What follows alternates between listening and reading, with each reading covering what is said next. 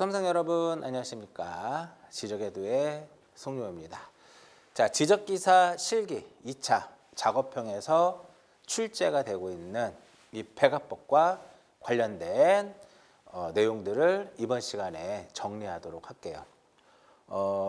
배점은 14점의 배점으로 이제 출제가 되고 있고요. 지적 세부 측량, 즉 토탈을 이용한 세부 측량이 가장 큰 21점의 배점으로 구성이 되어 있고, 배가법은 14점이고 방향관측법은 10점이죠. 자, Q넷에서 문제를 이제 공개를 하고 있는데, 배가법과 관련된 내용들을 문제를 보면서 주의할 것들과 어떻게 여러분들이 배가법으로 관측을 하고 그 다음에 방위각이라든지 좌표를 어떻게 구하는지 그 부분까지 전체적으로 설명을 할게요. 자, 공개 문제를 보게 되면 다음 그림과 같이 이 그림은 거의 일정하게 이제 이와 같은 형태로 이제 출제가 되고 있고요. 다만 이제 시험의 어떠한 시험장의 여건에 따라서 약간 다를 수 있지만 거의 대체적으로 Q넷에서 공지한 형태로 도근점들이 이제 구성이 되어 있다라고 보시면 돼요. 자, 이때 각을 배가법으로 실시를 한다라고 했어요. 그럼 결국은 이 각과 이 각, 요 각을 배가법으로 관측을 하는데 몇 배각으로 해야 되느냐? 3배각으로 관측을 해야 돼요. 그 왜 배가법인데 2배각이 아닌 3배각이냐? 우리는 지적 측량 시행 규칙을 보게 되면 지적 도근점 측량의 관측을 보게 되면 3배각으로 하도록 되어 있기 때문에 그래요. 3배각으로 배가법으로 관측을 하는데 혹시라도 시험장에서 감독관이 2배각으로 해라 그럼 2배각으로 하면 되는데 아무런 언급이 없으면 그냥 3배각으로 하시면 되고요. 이때 측점 A와 B, 그러니까 요 A와 B의 이 트랜sit, 데오도라이트, 경위다라고 하죠. 보통 우리가 토목에서는 트랜sit, 데오도라이트라는 말을 쓰고 지적에서는 이것을 우리가 경위 이렇게 이제 보통 표현을 하죠. 다 똑같은 내용이고요. 그래서 이 A점과 B점에 이 트랜싯을 설치를 하는 거죠. 측점 A와 B에 기계를 설치하는데 이때 설치해서 가장 중요한 것은 뭐냐? 결국은 배가법을 통해서 성과를 작성했을 때 여러분들이 점수를 14점의 만점을 받을 것이냐 아니면 10점 이하 5점 정도의 점수를 득점할 것이냐는 무엇에 의해서 결정이 되냐면 시준하는 것도 물론 중요해요. 그렇지만 이 트랜sit, 데오도라이트, 이 경위의 설치에 있어서 가장 중요한 것은 구심입니다. 제가 이제 기계를 다루는 방법에 대해서 이제 설명을 해드렸지만 이 구심 자체에서 약간의 어긋남이 발생을 하게 되면 그로 인해서 각에 영향을 많이 받게 돼요. 그래서 정준도 물론 중요하지만 가장 중요한 것은 구심입니다. 어설프게 구심을 맞추지 말고 가급적이면 정확하게 구심을 맞추는 그런 연습을 꼭 하셔야 돼요. 그리고 나서 3배각으로 각을 측정을 하고 이 각을 통해서 AB 측선의 방위각을 구하고 BC 측선의 방위각을 구하고, 그죠? AB 측선의 방위각과 BC의 방위각을 구하고 C점에 무엇을 구하는 것이다? C점의 좌표, XY 좌표를 구하는 것이 이 배가법의 핵심이에요. 자, 그러면 단서 조건을 한번 보게 되면 이때 A점의 좌표는 100,100으로 주어졌어요. 이 A점의 좌표는 100,100으로 주어지고 기지방위각 AP, 즉 기지방위각 요 AP 방위각, 이 AP의 방위각은 시험위원이 지정을 해줍니다. 그 값으로 하시면 되고요. B점의 좌표를 구하기 위해서는 또 AB의 거리를 알아야 되고 C점의 좌표를 구하기 위해서는 이 BC의 거리를 알아야 되는데 역시 이 AB의 거리와 즉 AB와 BC의 거리는 그러니까 AB와 BC의 거리도 역시 그 시험 당일에 그 시험위원이 주어집니다. 뭐 15m로 해라, 뭐 20m로 해라 이렇게 주어지기 때문에 그렇게 주어지는 값으로 여러분들이 계산을 하시면 되겠죠. 자, 이게 문제예요. 그럼 이제 배가법 관측부 이제 이걸 시험지 또 한 장이 주어지죠. 여기에서 여러분들이 이것을 채워 나가야 되는데 가끔가다 이제 수험생들이 질문을 하는 것 중에 하나가 바로 뭐냐면 이 부분이에요. 관측각 조정 출발차 결과 이 부분에 대해서 작성을 해야 되느냐라고 질문하는데 이 부분은 여러분들이 작성할 필요가 없어요. 자, 우리가 보는 자격 종목은 지적기사고 비번호는 그 시험 당일에 여러분들에게 이제 등번호가 부여가 돼요. 등번호가 부여가 되면 그 등번호를 기록하면 되고요. 그 다음에 코스 번호는 이제 동시에 적게는 한 4-5명 정도, 많게는 10명 정도 들어가는데 보통 요즘에는 한 5명 내외 정도로 각각의 도서는 이제 이렇게 이제 표시가 되어 있죠. 이런 식으로 코스가 있으면 1코스, 2코스, 3코스, 4코스 이런 식으로 코스별로 이제 개인당 한 명씩 들어가서 백합법으로 관측을 하는데 본인이 들어가는 그 코스 번호를 여기다가 기록을 하면 됩니다. 자, 그러면 우리는 이제 백합법으로 관측을 하는데 보통 이제 이 트랜시, 데오도라이트는 여러 개의 기종이 있는데 보통 속기아, DT5를 또 시험장에서 속기아 제품을 많이 사용을 하는데요. 대표적으로 가장 많이 나오는 게 이 DT5입니다. DT5인데 조작에 대해서 앞에서도 설명해 드렸듯이 간단하게 말씀을 드리면 우리는 이 진행 방향에 대해서 좌측각을 측정하게 돼요. 좌측각을 측정을 하기 때문에 일단 요 맨 위에 버튼은 우회각으로 잴 것이냐 좌회각으로 잴 것이냐를 세팅하는데 요 밑에 요 우측 하단부에 요 표시가 되어 있죠. 이것이 우회각으로 세팅이 되어 있어야 돼요. 그 자세히 보시면 네모가 이렇게 있고 이렇게 삼각형이 오른쪽 방향으로 되어 있단 말이에요. 그럼 여기서 한 번을 더 누르면 좌회각으로 바뀌죠. 그 네모가 있으면 삼각형이 이렇게 바뀐단 말이에요. 근데 항상 우회각으로 세팅이 되어 있어야 돼요. 왜 그러냐면 이렇게 측선이 존재하면 A가 있고 B가 있고 C가 있고 여기가 P라면 이 각을 재는 거거든요. 이 각을. 또 여기서 이 각을 측정하는 거예요.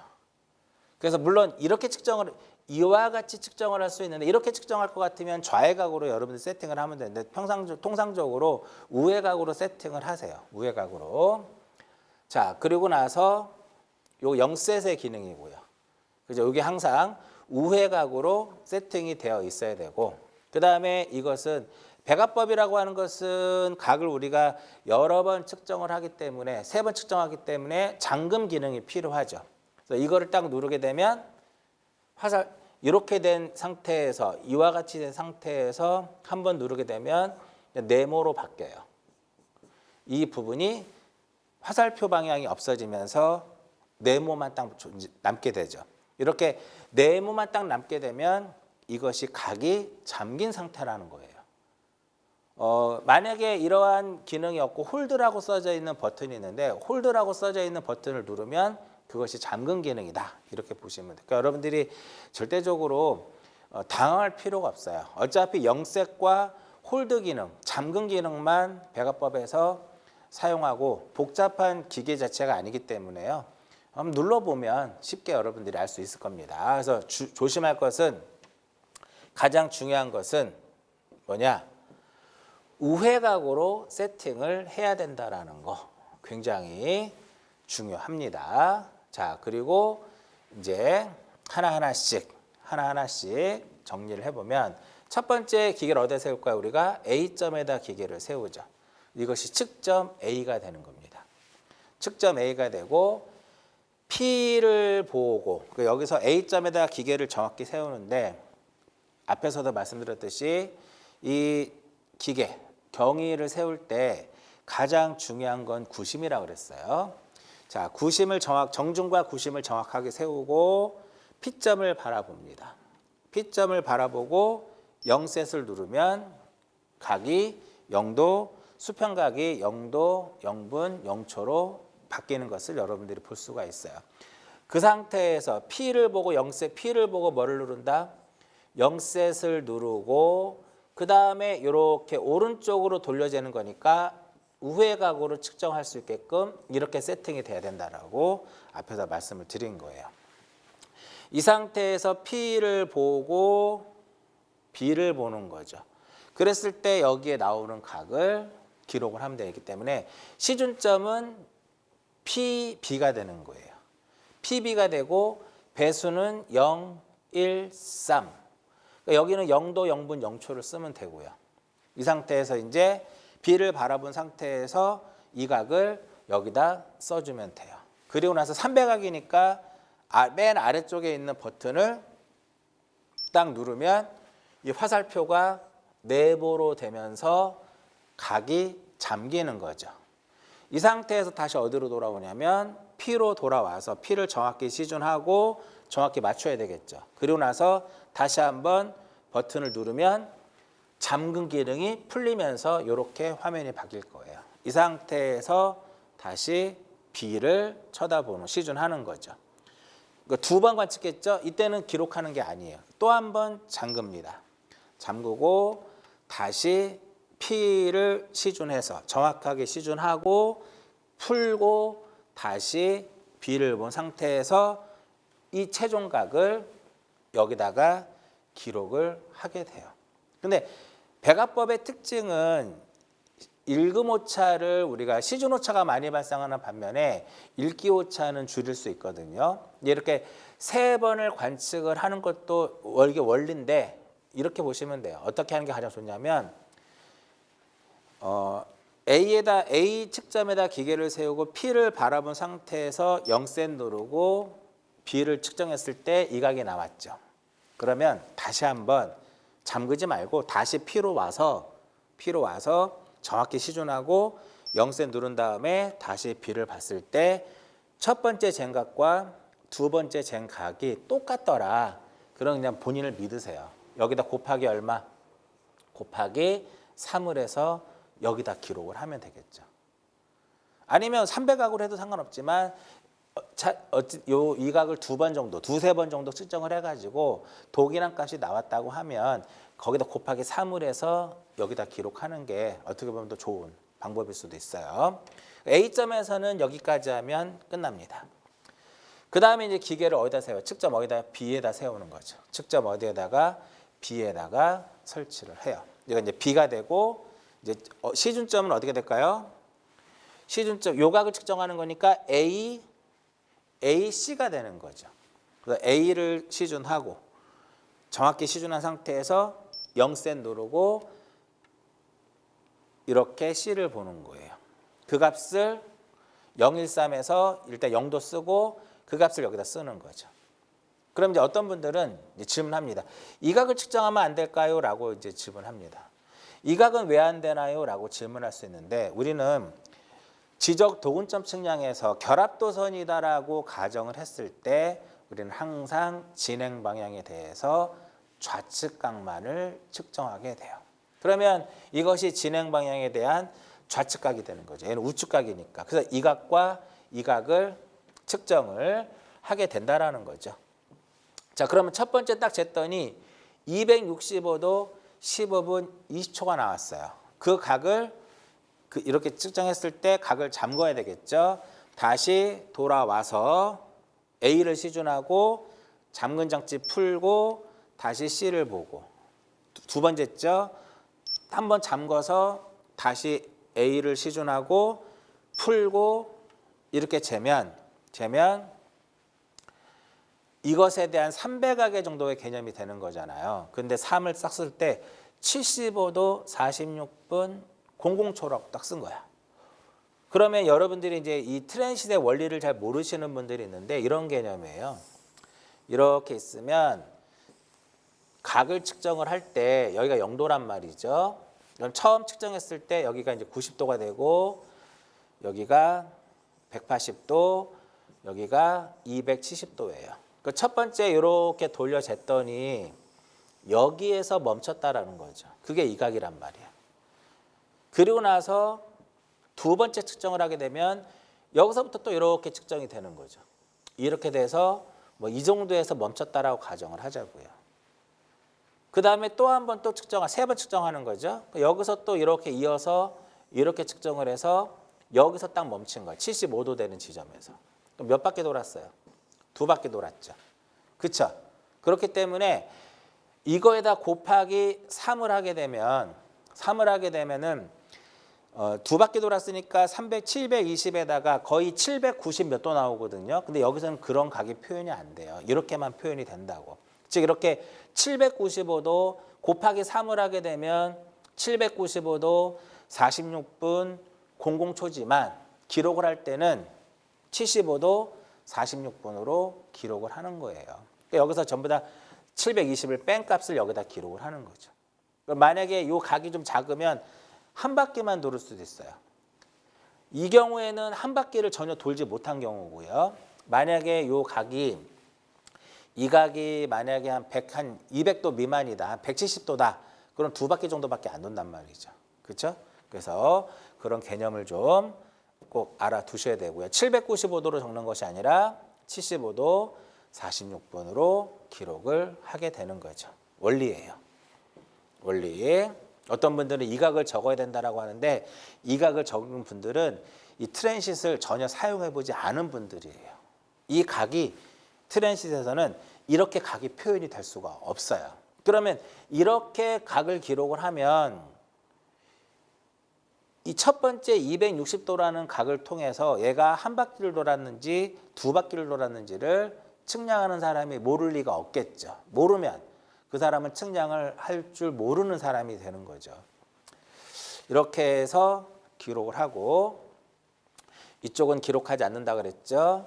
그래서 평균값을 여기다 쓰면 되는 거죠. 평균값을 여기다 쓰면 되는 거예요. 이렇게 해서 그러니까 실제 우리가 여러분들이 이 코스에 들어가서 요 각만 딱 측정을 하고 들어와서 평균각 쓰고 AB의 방위각 구하고 BC의 방위각 구하고 C점의 좌표를 구하면 되는 거예요. 일단 이 각을 정확하게 측정을 하게 되면 나머지 방위각은 각이 정확하다라면 방위각을 계산하는 과정에서 특별하게 여러분들이 실수하지 않는 한 이 각도 정확하게 되는 거죠. 자, 들어와서 이제 평균각을 기록을 하고요. AB의 방위각과 BC의 방위각을 계산을 하게 됩니다. 자, 문제에서 요게 AB 방위각이죠. 그래서 문제에서 시험위원이 AP의 방위각을 주어집니다. 만약에 AP의 방위각이 315도 15분 15초다라고 가정을 하고 주어졌다라고 가정을 하고요.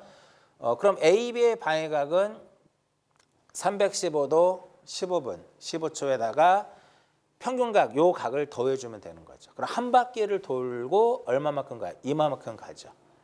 그럼 만약에 AP의 방위각에다가 요 각 A를 더했더니 360도보다 큰 값이 나오면 그때는 360도를 빼면 되는 거예요. 즉 315도 15분 15초에다가 요게 평균각이죠. 73도 10분 15초를 더했더니 360도보다 컸어. 그랬을 땐 얼마? 360도를 빼면 되는 거죠. 이렇게 해서 VAB를 구하게 되면 28도 25분 30초가 나옵니다. 그 다음 BC의 방위각. 이게 BC의 방위각이죠. 항상 기본적으로 전측선을 연장을 하죠. 그러면 이 각이 무슨 각이에요? 이게 AB 측선의 방위각이죠. 이 값에다가 플러스 180을 하고 플러스 요 각 B의 요 각을 평균값을 넣게 되면 역시 BC의 방위각은 한 바퀴를 돌고 또 이만큼 더 갔단 말이에요. 그죠? 그랬을 때는 얼마를 뺀다? 360도를 빼게 되는 거죠. 그래서 113도 40분 50초를 얻을 수 있고요. 반대로 이렇게 구해요. 마이너스 180을 해도 상관없습니다. 요 AB 측선의 방위각에다가 마이너스 180을 하게 되면 마이너스 180을 하게 되면 요만큼의 마이너스 각이 생기죠. 거기서 이거를 더하게 되면 요 각만 딱 남는 거예요. 그죠? 그 대신에 거기서는 360도를 할 필요 없는 거죠. 똑같습니다. 113도 40분 50초. 여러분들이 편한 방식으로 푸시면 돼요. BC의 방향을 구할 때는 위의 방식으로 풀어도 되고 밑에 방식으로 풀어도 되고 어차피 값은 동일한 값이 나옵니다. 여러분들 우리가 이론 공부할 때 좌측각의 부호는 플러스죠. 그래서 좌측각의 요게 좌측각이잖아. 그러니까 플러스 부호가 이렇게 붙는 거예요. 여기도 좌측각의 부호가 이렇게 플러스 부호가 붙게 되는 거죠. 이렇게 해서 문제에서 구하라고 하는 AB 측선의 방위각과 BC 측선의 방위각을 구했어요. 자, AB 측선의 방위각과 이제 BC 측선의 방위각을 구했고요. 그다음에 이제 마지막으로 이제 C점의 좌표를 구하는데 C점의 좌표를 구하기 위해서는 B점의 좌표를 먼저 우리가 계산을 해야 되겠죠. 문제에서 주어지는 조건을 다시 한번 보게 되면 A점의 좌표는 100,100으로 주어지고요. AB의 거리와 BC의 거리는 시험위원이 지정을 해줍니다. 몇 메타로 하세요라고 지정을 해주면 그 값을 이용을 해서 B점의 좌표와 C점의 좌표를 구하면 되고요. 앞에서 AB 측선의 방위각과 BC 측선의 방위각을 구했죠. 자, 그러면 XB 어떻게 구하면 돼요? XB는 XA에다가, 그죠? XA에다가 플러스 AB 측선의 거리에다가 코사인의 VAB를 하면 되겠고, 그 다음에 Y좌표는 YB는 역시 YA에다가 플러스 AB의 거리에 사인의 VAB를 해서 B점의 좌표를 구합니다. 구했더니 113.19m와 107.14m를 얻었어요. 자, 그러면 이제 이 B점의 좌표를 통해서 최종적으로 우리는 C점의 좌표를 구해야 되겠죠. XC는 XB에다가 플러스 BC의 거리에다가 코사인의 VBC를 해주면 되겠죠. 107.17m가 나오고요. YC를 구하니까 역시 YB에다가 BC의 거리에다가 사인의 VBC를 했더니 120.88m를 얻었습니다. 여기까지 구하는 거예요. 결국은 이 배가법에서 점수를 잘 얻기 위해서는 측점 A에다 기계를 세워서 그 이각 300각으로 측정을 하죠. 여기서 300을 측정하죠. 이 두 개의 각의 각 측정이 정확하면 그 이후에는 크게 계산에 실수가 없다면 각이 정확했다면 나머지도 정확하게 되는 거죠. 자, 그럼 다시 한번 이제 우리가 하나씩 정리를 해보면 일단 출발처와 결과 이 부분은 작성하지 않고요. 먼저 측점 A에다 세우고 PB, 시준점은 PB가 되고 배수는 013, 0도, 0분, 0초를 적고요. 첫 번째 각을 쓰고 300각을 쓰는데 앞에서도 얘기한 것처럼 요거 한 두세 번 정도 돼가지고 값에 크게 변화가 없으면 곱하기 3을 해서 여기다 쓰면 돼요. 그 다음에 이제 측점 B에다가 측점 B에다가 기계를 세우고 시준점은 A, C가 되겠죠. 역시 배수는 0, 1, 3이 되는 거고 쓰고 첫 번째 각을 쓰고요. 곱하기 3을 해서 쓰는데 정확하게 한 두세 번 측정하세요.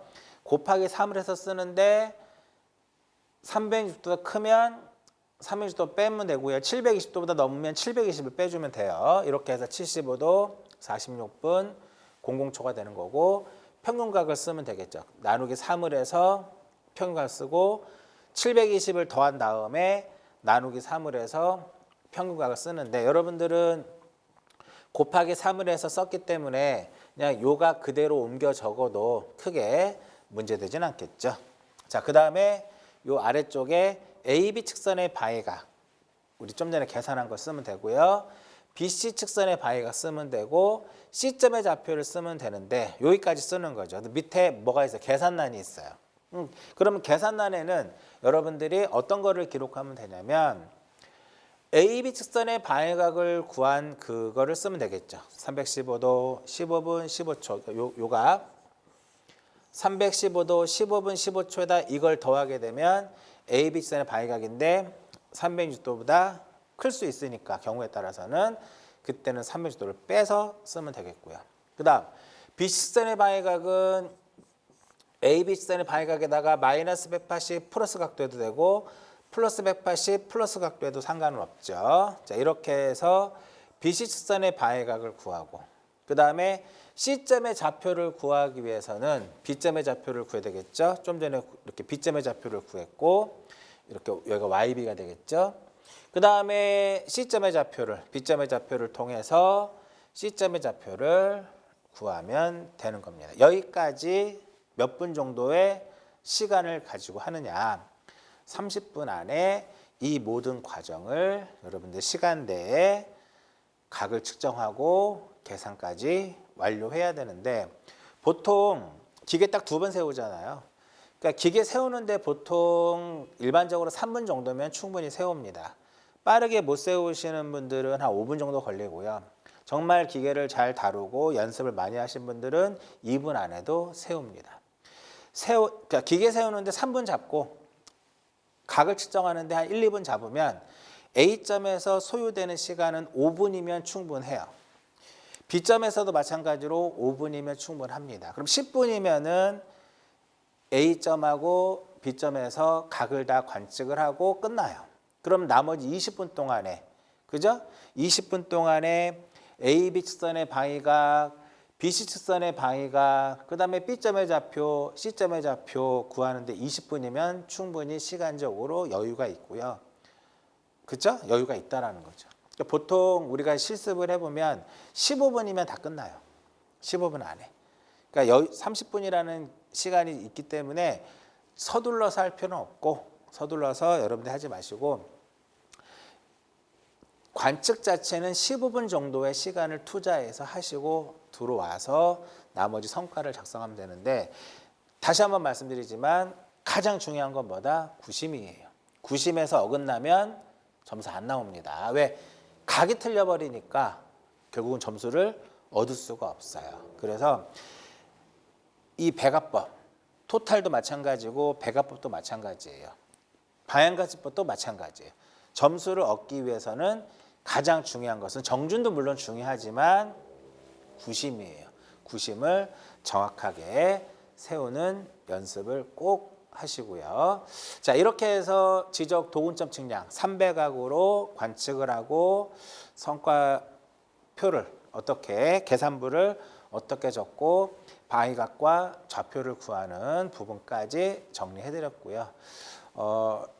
강의에서는 이렇게 하지만 여러분들이 실질적으로 꼭 해야 될 것은 뭐냐면 기계를 세워보고 직접적으로 관측을 하고 그 성과를 작성하는 연습을 꼭 하셔야 돼요. 아시겠죠? 자, 여기까지 지적 도근점 측량 배가법에 대한 강의를 마치도록 하겠습니다.